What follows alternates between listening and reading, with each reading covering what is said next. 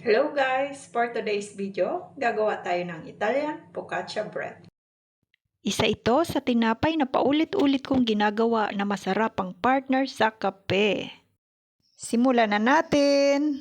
Maglagay ng 2½ cup warm water, 1/4 cup brown sugar, 2 kutsara na olive oil, at haluin hanggang matunaw ang asukal.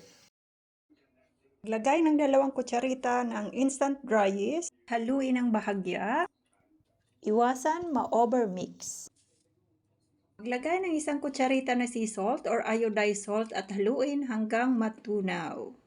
At saka natin idagdag ang 600 grams all-purpose flour. Haluin gamit ang spatula. Or imasa gamit ang ating kamay basta't siguraduhin lang natin na malinis po ang ating kamay. Hindi kailangan ng sobrang kinis ng pagmamasa. Ilagay ng kalahating kutsara ng olive oil, takpan at i-rest ito ng 20 to 30 minutes. After 30 minutes, haluin ng bahagya para makita natin kung ang ating dough ay ready na para sa ating final proofing. Ganyan po dapat ang ating dough, makinis at hindi buo-buo.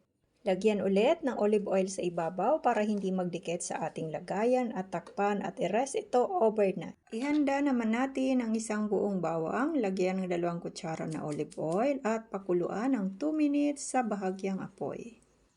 Ihanda na din natin ang ating baking tray na ating paglulutuan at ito ay pahira ng olive oil para hindi dumikit ang ating dough.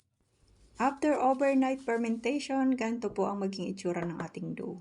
Tanggalin na natin ang ating dough at ilipat natin sa ating baking tray.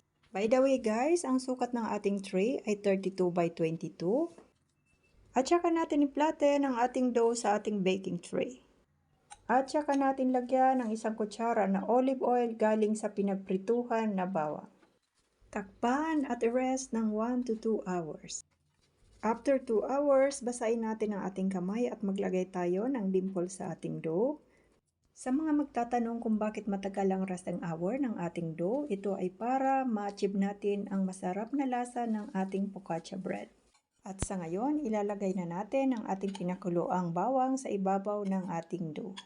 Magkakahiwalay lang ang paglalagay natin ng bawang sa ibabaw. Maglagay ng 1 kutsarita na sea salt or kung wala, pwede na ang regular salt. Lagyan ng 2 tangkay ng hinimay na rosemary leaves. Ito ang magbibigay ng masarap na lasa sa ating focaccia bread. Maraming magandang benepisyo ang makukuha natin sa dahon ng rosemary. At saka natin ilagay ang natitirang oil mula sa ating pinritong bawang. Saka natin ilagay sa oven at iset ng 180 degrees for 20 to 25 minutes. At ayan na nga, luto na ang ating focaccia bread. Salamat sa panonood!